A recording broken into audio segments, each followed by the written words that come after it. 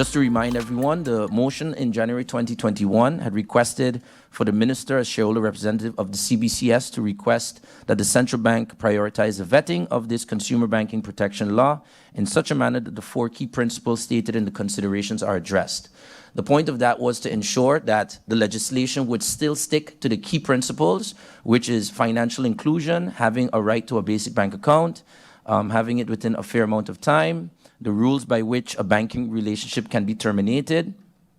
One of the aspects that I did not see in this legislation, but from reading the explanatory memorandum, the other aspect being the rules for the publication, transparency, and limitations related to bank charges, is because it encompasses more than just a basic bank account. That would need to happen in a separate legislation, and being that I already had that in the original draft, I believe the method I would choose to do is a similar thing. Bring it forward with the support of members of parliament to have that part vetted, because I can already see that there may be a reaction that is a trend within the banking sector where fees are continuing to go up. But today we're here to deal with a very important matter, which even in the remarks of the Council of Advice, the SER in Curacao, which did the review of the legislation and the central bank, is that it boils down to financial inclusion. In the surveys that were done in preparing for the vetting of this legislation, which is also included in the law that was presented to Parliament, there was between 17 to 21% of the population, based on different metrics, that do not have access to a bank account in St. Martin. That basically equates to 1 in 5 people within our country not having a bank account, and not for not of a choice of their own, but some of the methods that they mention, or the reasons they mention in the surveys were included the time that it takes, the difficulty, the ambiguity with which documents are needed or not, and even in some cases the fact that some people may not have had a job at the moment and they would not be able to present, for example, pay slips or job letters.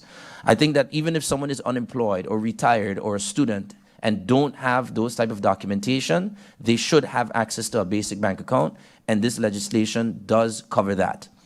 To handle a proposed draft law submitted by the government of St. Martin. They submitted this law. That's what it says, incoming from the government of St. Martin. And the president, without batting an eye, tells Parliament this morning, well, the minister, the one responsible for this law, cannot make the meeting to Parliament, to whom he presented this draft law. No, he can't come. So what we're going to do, we're going to sit here, talk amongst ourselves, have colleagues explain what they think about the law, one, what they feel about the law, and what they are proposing or will be proposing to amend this draft law from the government of St. Martin. And we should sit and say nothing, because if we say anything, we'll hear every story out of the book, those read and unread. We're going to be hearing here today, because we should not say anything, because the first reaction is going to be, oh, you're against having the consumer, the local man and woman who can't have a bank account. You are against them having one, because this law will ensure that everybody can have a basic bank account. Mr. Chairman, I would like to hear from you, the chairperson of Parliament.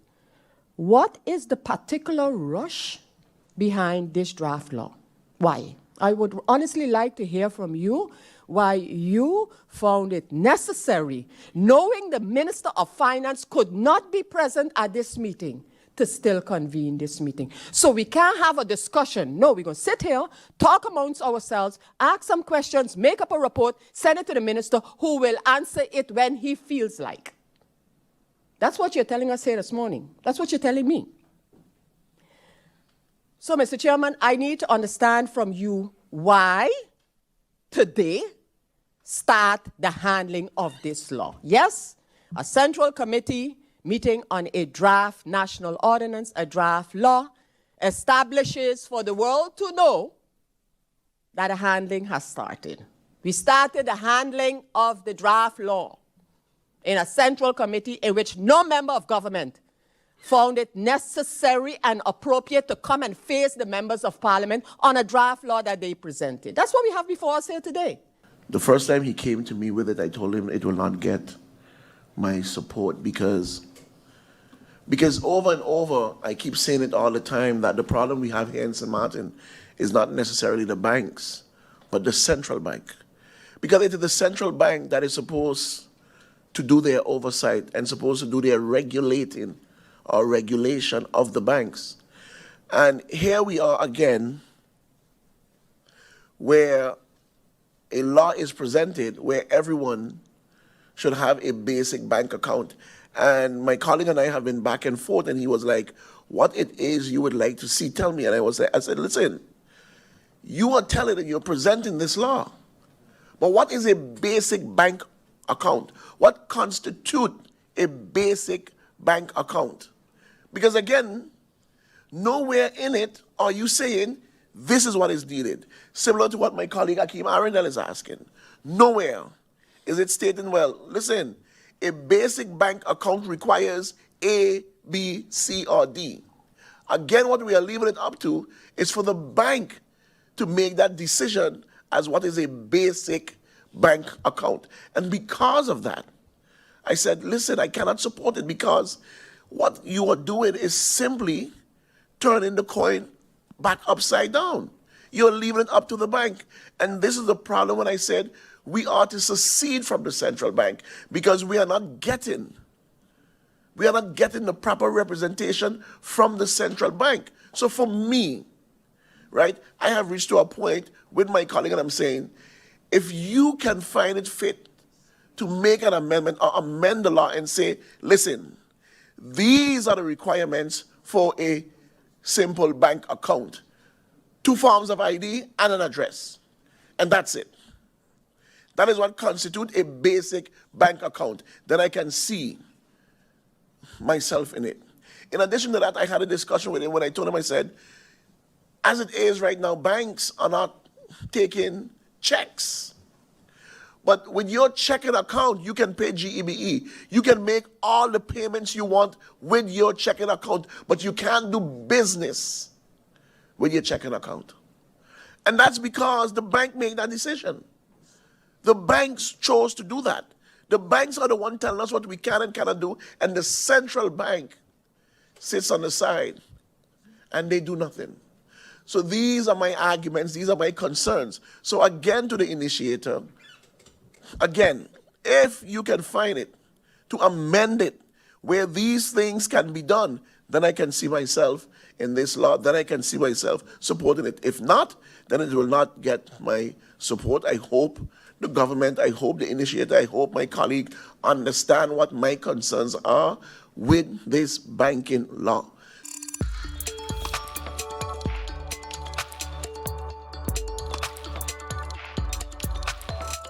Start the handling of this law. Yes, a central committee meeting on a draft national ordinance, a draft law, establishes for the world to know that a handling has started. We started the handling of the draft law in a central committee in which no member of government found it necessary and appropriate to come and face the members of parliament on a draft law that they presented. That's what we have before us here today. That's what it is. So, Mr. Chairman, if you first can explain me that, because, Mr. Chairman, several members, in fact, more than who signed the letter, were in accordance with the request, the urgent request to the Prime Minister to come to Parliament and explain the matter that is living amongst the population, one of the matters living amongst the population, and that is the issue of the voters' registry. So yes, because of time constraint, MP Lutmila De Weaver, MP Melissa Gums, and myself signed off the letter. But as you would have seen from the attachment to that letter, several other MPs wanted to sign off. But to get it out in time, to get it to the Prime Minister in time so that she could have appeared in Parliament is why only 3 signatures are there, with more names appearing on the attachment to that particular request. That's what is living in the population. That's what is living. That's a concern. And Mr. Chairman, then to top it off,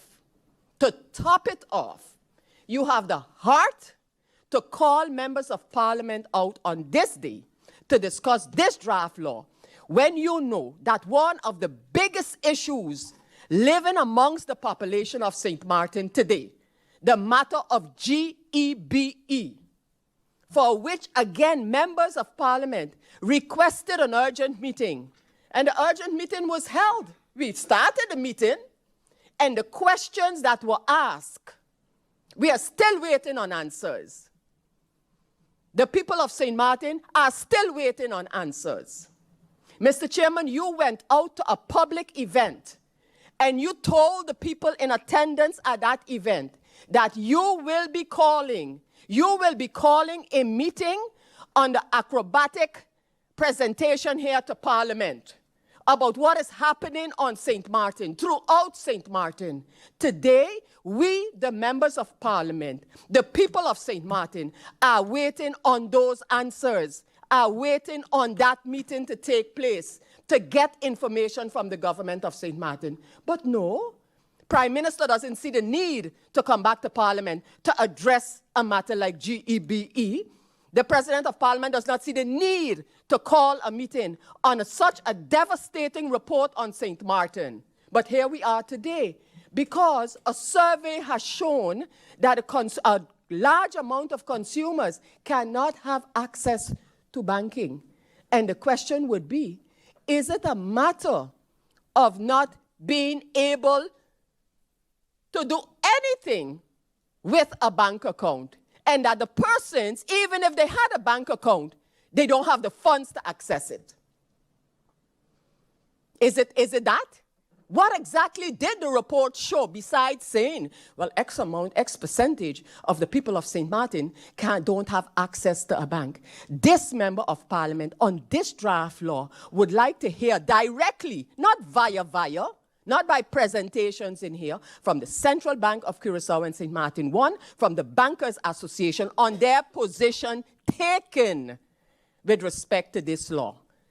Thirdly, what is the Minister of Justice position on this law? One who has been pushing for compliance with the CFATF recommendations. What's the Minister of Justice? You think it would be possible for us to hear from her on that in the context of the CFATF recommendation? Do you think that, Mr. Chairman? Can you respond to that?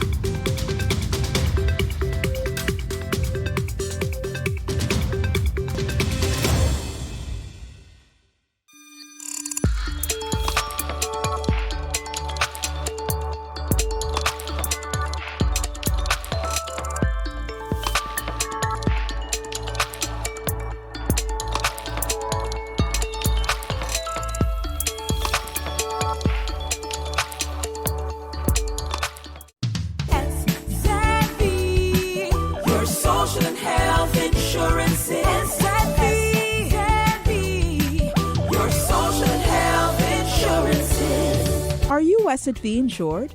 Do you have a valid medical insurance status?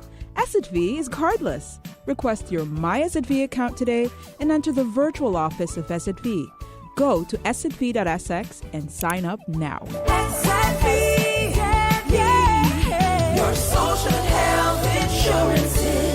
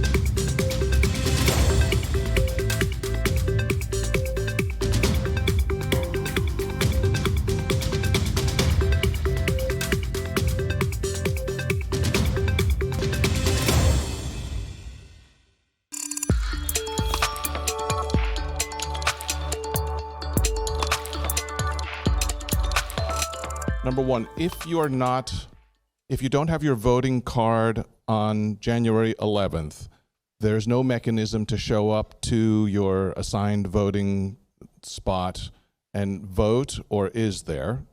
Persons who do not have their card on that day can come to civil registry to get duplicates made on the day itself.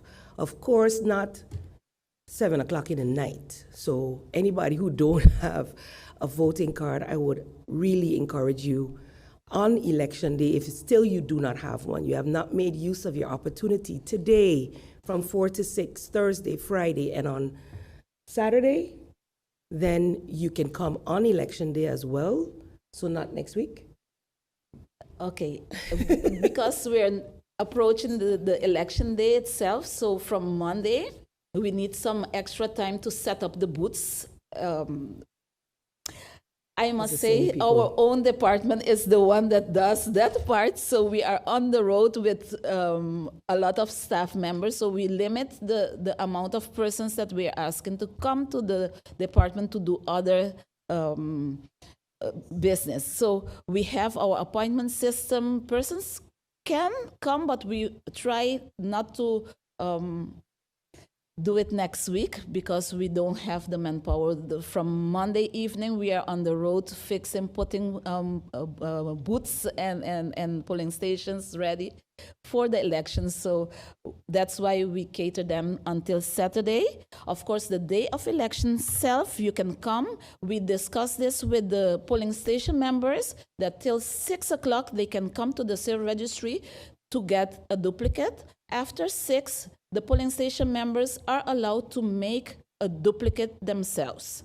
We ask the general public or voting persons not to go to the polling station without the voting card because it's a tedious process that they have to write and there's persons in line waiting to cast their vote. So till 6 o'clock, they can come to the civil registry department to get a duplicate card or pick up the card that they never received. So once a person is deregistered from the registry, they're automatically deregistered from the voting possibility as well. Is that correct?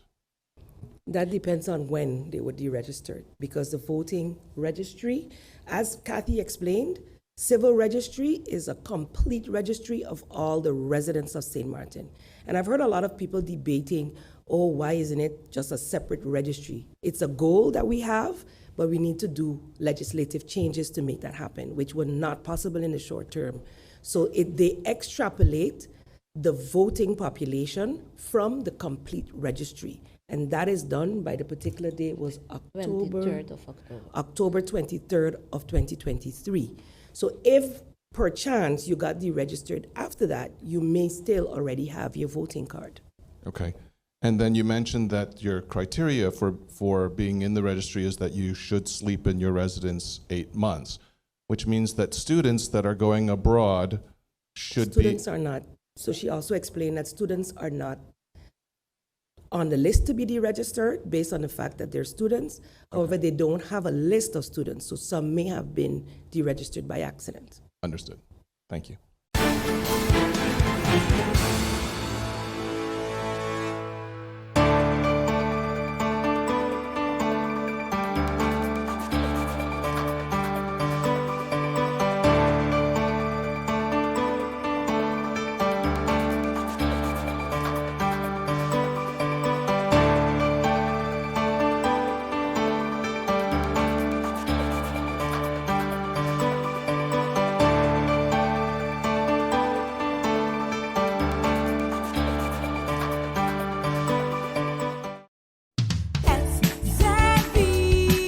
Your social and health insurance is your social and health insurance. Are you SXV insured? Do you have a valid medical insurance status? SXV is cardless. Request your My SXV account today and enter the virtual office of SXV. Go to sxv.sx and sign up now. Your social and health insurances. It's time for a new brand that is as bold, vibrant and colorful as the island of St. Martin, with colors drawn from our diversity, cultural heritage, and nature. Our breathtaking beaches, waters, and sun, the majestic brown pelican, our national symbol, the radiant yellow sage, our national flower, the historic border monument signifying the Dutch and French side, our exciting cruise, yachting, and boating ports, renowned Maho Beach and St. Martin Airport, the hub to the Caribbean. All these parts come together to create the shape of the island of St. Martin. More than a logo. It's a new brand that engages, excites, and will inspire travelers to book. It's time to tell the St. Martin story, to reintroduce travelers to St. Martin, to honor our past, to embrace our present, and shape our future.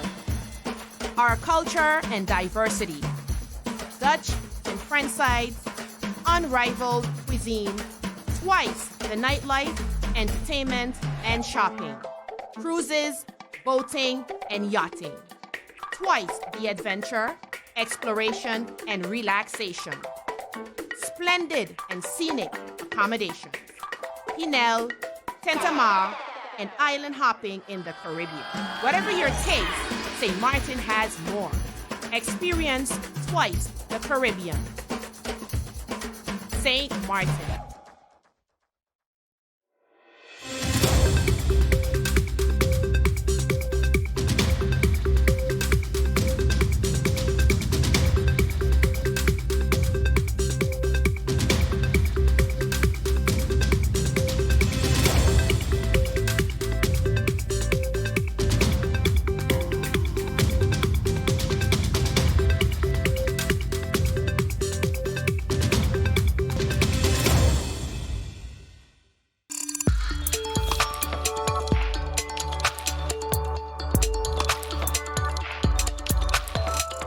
The emergency ambulance service responded to between 15 and 1,600 calls over the last month.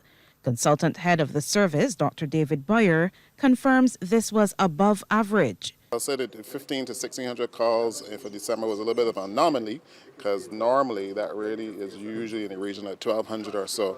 So, with the holiday season, you have more incidents happening, both traumatic in terms of motor vehicle accidents as well as interpersonal violence, as well as you have more illnesses based on the non-chronic communicable diseases or so, diabetes, high blood pressure. So you find persons may have crises related to those illnesses and stuff a little bit more at the Christmas time, especially people may not take their medication, people indulge a little bit more, etc. And that bears out in the traffic that you get. Dr. Boyer was speaking as a new state-of-the-art vehicle was unveiled, bringing the number in the fleet to 10. It's expected to improve the ambulance service's ability to respond to calls in 2024. But he says staffing will also need to be increased, as currently there is only enough manpower to put about 5 or 6 ambulances on the road at any one time. We have actually made the recommendation to have some more staff, and I think that is before the powers that be. So hopefully, if that is approved, we should be able to have more staff to be able to service the population. And Minister in the Ministry of Health with responsibility for the QEH, Dr. Sonia Brown, is reminding members of the public the ambulances are for emergencies. Oftentimes we have patients calling the ambulance service for what could be deemed not necessarily emergent, but luckily we have very well-trained staff. In association with the Barbados Community College, we are making sure that we are upgrading the staff continually, hoping to get new staff in as well. But this is just one of the first steps, or not the first. We have had other ambulances before, but this is another step towards patient care. With an aging fleet of ambulances, some in service from 2014, officials have confirmed more have been ordered and are expected on island towards the end of the year. Sharika Griffith, CBC News.